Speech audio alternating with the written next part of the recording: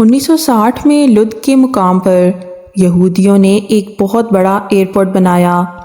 ایک چھوٹے سے گاؤں میں اتنا بڑا ایئرپورٹ بنایا جانا اور اس کی سیکیورٹی اتنی سخت رکھنا کہ پرندہ بھی پر نہ مار سکے، یقیناً اس بات کی طرف اشارہ کرتا ہے کہ یہ کوئی خاص مقام ہے۔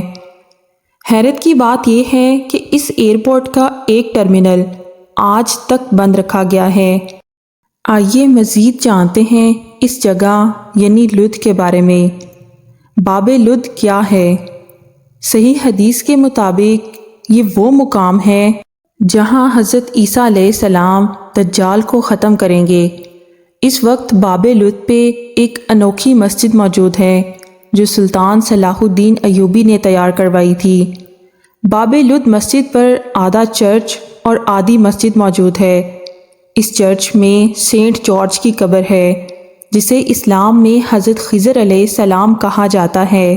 ایک ساتھ مسجد اور چرچ کی موجودگی اس لیے ہے کیونکہ مختلف ادوار میں یہاں کئی قوموں نے حکومت کی۔ یہ علاقہ عیسائیوں کے پاس بھی رہا اور مسلمانوں کے پاس بھی۔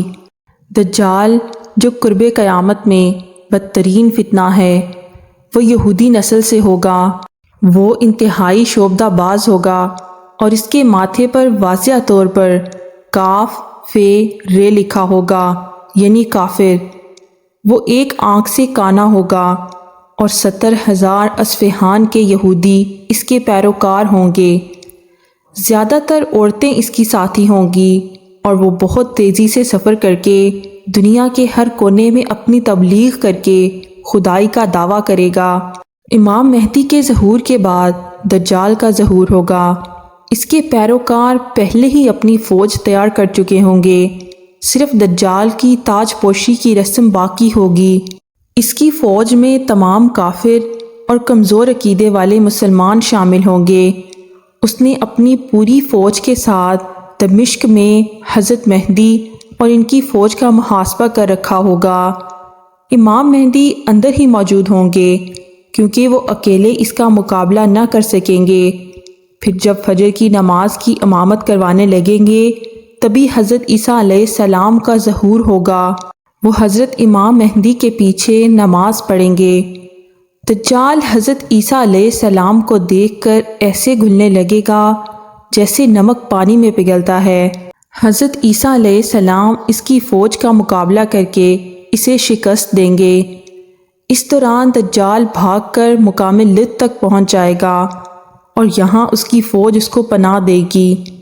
اس سے پہلے کہ وہ فرار ہو حضرت عیسیٰ علیہ السلام اسے مار کر وہیں ایک کنویں میں پھینک دیں گے اس کی فوج سمیت۔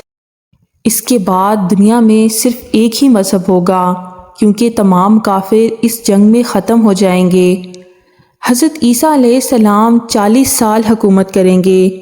یہودی تو ویسے ہی ختم ہو چکے ہوں گے اور عیسائیوں سے حضرت عیسیٰ علیہ السلام یہ سوال کریں گے کہ میں نے کب تمہیں یہ کہا تھا کہ میں اللہ کا بیٹا ہوں اور میری پرستش کرو۔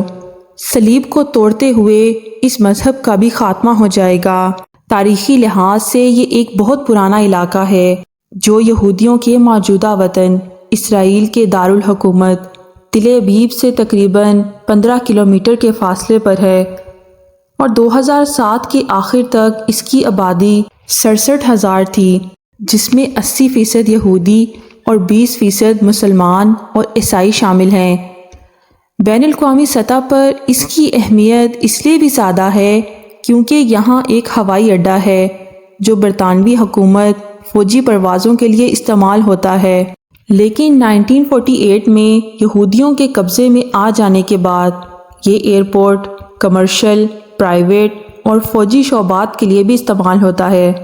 اس کے 4 ٹرمینل ہیں جس میں سے صرف 3 استعمال میں ہیں اور ایک آج تک بند ہے۔ اس ایئرپورٹ کی سیکیورٹی اس قدر زیادہ ہے کہ یہ دنیا کا سب سے محفوظ مقام مانا جاتا ہے جہاں پرندہ بھی پر نہیں مار سکتا۔ اتنی ساری سیکیورٹی اور ایک ٹرمینل کا آج تک بند رہنا اور 80% یہودیوں کا اس مقام پر ہونا کیا محض اتفاق ہو سکتا ہے؟ نہیں، یقیناً یہ وہی مقام ہوگا جہاں دجال فرار ہونے کی کوشش کرے گا۔